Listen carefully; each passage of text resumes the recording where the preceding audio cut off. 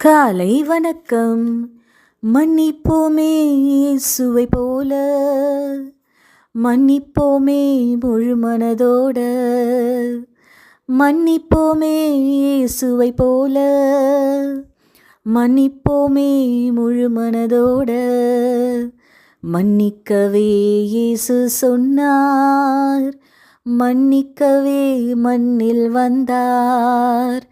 மன்னிக்கவே இயேசு சொன்னார், மன்னிக்கவே மண்ணில் வந்தார். ஆமாங்க, வேதத்துல நம்ம இந்த சம்பவத்தை வாசிக்கிறோம். ஒரு ஊழியக்காரன் தன் எஜமானிடம் அதிக தொகை கடன் பட்டிருந்தானா. அவனுடைய நிலையை கண்டு இறங்கிய அந்த எஜமான் அவனுடைய கடனை அவனுக்கு மன்னித்து விட்டார்.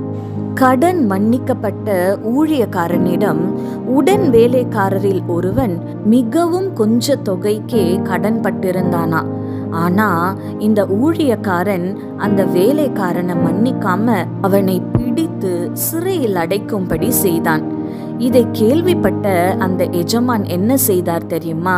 அந்த ஊழியக்காரனை அழைத்து அவன் கொடுக்க வேண்டிய முழு தொகையையும் கொடுத்து தீர்க்கும் வரைக்கும் அவனை சிறையில் அடைக்கும்படி செய்தார். ஆமாங்க, அந்த ஊழியக்காரன் மன்னிக்க மறுத்ததுனால அவனுக்கு இந்த தண்டனை கிடைச்சது. மார்க்கு 11ஆம் அதிகாரம் 25, 26 வசனங்கள்ல இப்படியாய் வாசிக்கிறோம். ஒருவன் பேரில் உங்களுக்கு யாதொரு குறை உண்டாயிருக்குமானால் பரலோகத்தில் இருக்கிற உங்கள் பிதா உங்கள் தப்பிதங்களை உங்களுக்கு மன்னிக்கும்படி அந்த குறையை அவனுக்கு மன்னியுங்கள்.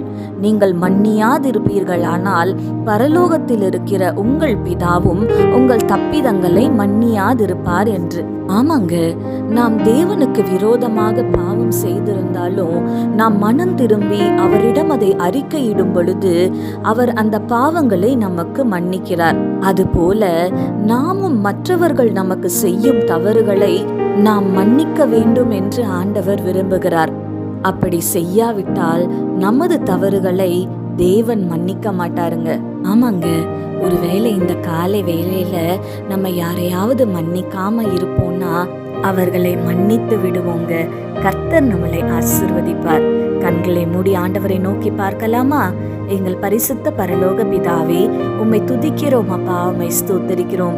இதோ இந்த காலை வேலையிலுமாய் தகப்பனே அப்பா, நாங்கள் செய்கிற குற்றங்களை தவறுகளை நீர் எங்களுக்கு மன்னிக்கிறது போல அப்பா, மற்றவர்கள் எங்களுக்கு செய்கிற தவறுகளை ஆண்டவரை மன்னிக்க நீர் எங்களுக்கு கிருபை பாராட்டுங்க தகப்பனே.